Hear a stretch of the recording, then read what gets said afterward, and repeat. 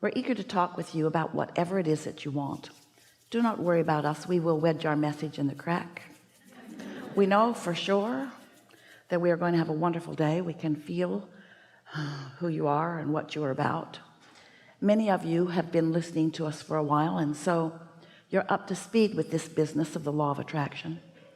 You understand that you create your own reality, but we want to help you to find an easy way of being in your now, in your powerful now, an easy way of being in your now and being a vibrational match to who you really are, because nothing feels better than to be in this physical body and focused in a way that the whole of you is pouring through you.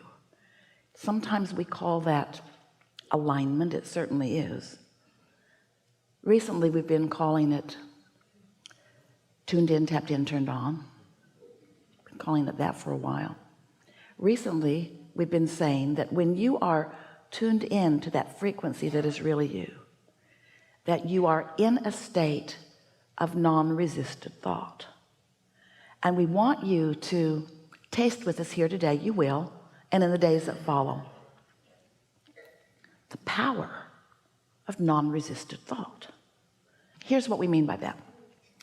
This is worth spending a little bit of time on, because once you get this, you've got everything. Oh, never mind. No. We should do this. We want to do this. So the power of non-resisted thought, here's what it is about. The law of attraction, you have a handle on what that is. So the law of attraction is responding to the vibration that you are offering. But remember, it's not just you offering a vibration. Your inner being is offering a vibration in the same moment about the same subject. So let's say you are wanting more money, and your inner being has already become, vibrationally speaking, that more prosperous entity, that more prosperous being. So your inner being is attracting, with no resistance whatsoever, prosperity to you, and all kinds of cooperative components are coming to that larger part of you. Do you have a picture of that? Oh, that's powerful. But then there's you. We did say it that way, didn't we? But then there's you. Then there's you. Then there's you worrying about not having enough money, remembering not having enough money, railing about not having enough money. And so in the midst of that, you are introducing resistance into the equation. And even though more money is coming to you, and what we call your vibrational reality, that point of attraction that your inner being is tending, we know we're asking you to accept something that you can't see, but in time you can feel this non-physical energy gathering the cooperative components on your behalf. It's powerful and it's real. And when you are not resisting, then you go from step one, which is asking, often with resistance, into step three, which is non-resistant. And that's the power of non-resistant thought. Now, if you could stay there more often and allow more momentum, then more of the things that you want would come into full fruition faster for you. You usually don't do that. You want it, you line up with it, and then you notice something, and then you get cranky about it. But if you can be more in vibrational, consistent realization of what you want, then you would experience what we are calling the power of non-resistant thought. Things lined up for you, truly traffic parts for you. Things happen that feel completely illogical. When the rug man comes to your house, he brings the perfect rug, and it's not one you picked out. He picked it out. He picked it out because your inner being knows what you want. You just didn't see it in his rug store, but he found it.